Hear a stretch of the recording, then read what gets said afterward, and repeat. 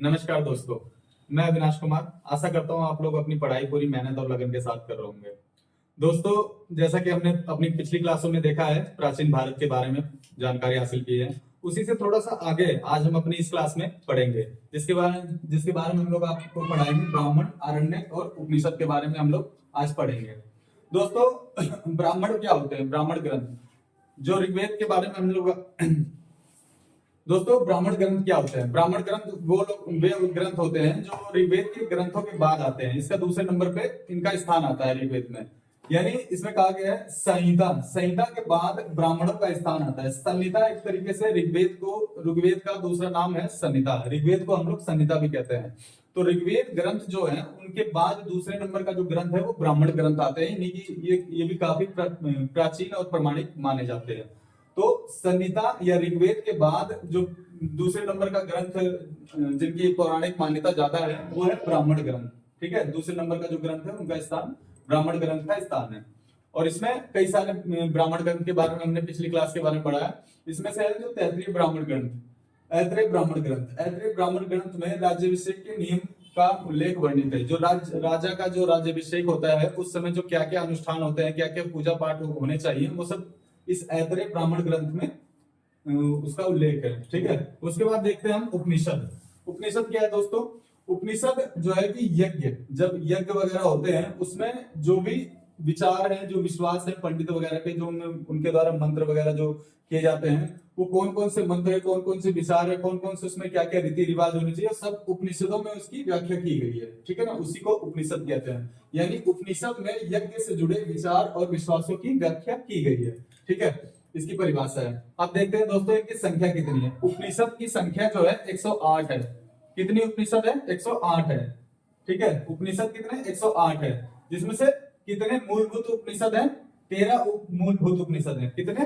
13 मूलभूत उपनिषद है। यानी उपनिषदों की संख्या 108 है और जिसमें से 13 उपनिषद जो है वो मूलभूत उपनिषद है। ठीक है, अब उसके बाद देख लेते हैं जाबालोपनिषद। ठीक है, जाबालोपनिषद। जाबालोपनिषद में क्या है? इसमें 4 आश्रम का उल्लेख है। कितने आश्रम का उल्लेख है? कई बार क्वेश्चन पूछा जाता है जो चारों आश्रमों का उल्लेख है वो किस उपनिषद में है, तो आप लोग क्या बताएंगे? जाबालोपनिषद में है। ठीक है, अब उपनिषद के बाद क्या आता है? स्मृतियों। स्मृति जो होती है, स्मृति ग्रंथ होते हैं। जैसे ब्राह्मण ग्रंथ है वैसे स्मृति ग्रंथ होते हैं, किताब होती है इनकी काफी, ये भी काफी पौराणिक और जो है कि इनकी मान्यता काफी ज्यादा है। तो स्मृति ग्रंथों में, यानी स्मृति ग्रंथों में सबसे प्राचीन कौन सी ग्रंथ है? मनुस्मृति है। मनुस्मृति एक स्मृति ग्रंथ है। ये स्मृति ग्रंथों में सबसे प्राचीन और प्रमाणिक और पौराणिक सबसे ज्यादा है, जो भी कह लो इनको।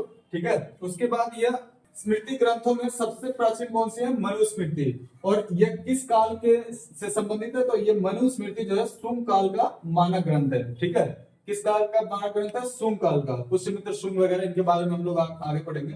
उसके बाद है नारद स्मृति। ठीक है, कौन से? नारद स्मृति। ये किस काल से संबंधित है? तो ये गुप्त काल से संबंधित है। नारद जो स्मृति है ये गुप्त काल से संबंधित है। इसमें गुप्त काल के विषय में ये हमें जानकारी देता है। उसके बाद आते हैं वेदांग।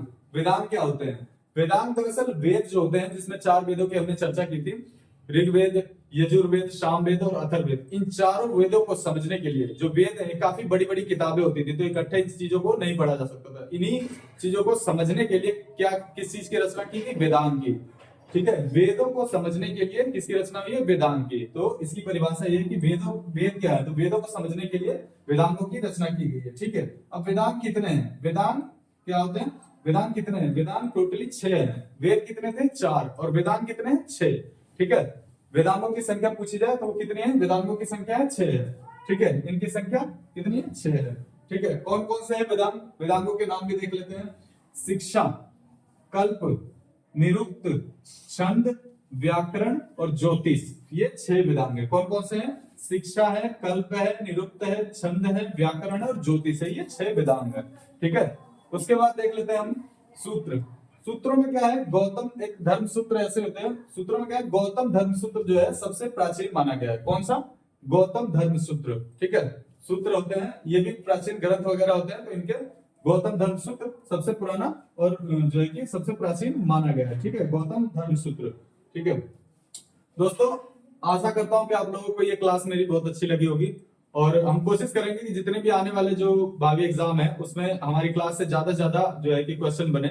और यकीन मानिए आप लोग दोस्तों, जीके से संबंधित चाहे ग्रुप डी हो चाहे एनटीपीसी के जो भी एग्जाम वगैरह आ रहे हैं, आप सिर्फ हमारी क्लासों के ही उसमें जो है कि रिवाइज के तौर पर हमारी क्लासों को देखिए। इसमें से ये 100% श्योरिटी है कि ज्यादा से ज्यादा इसमें से क्वेश्चन बनने की संभावना है आने वाले भावी एग्जामों में। ठीक है, तो उम्मीद करता हूं आप लोग ज्यादा से ज्यादा हमारे साथ जुड़ेंगे। धन्यवाद।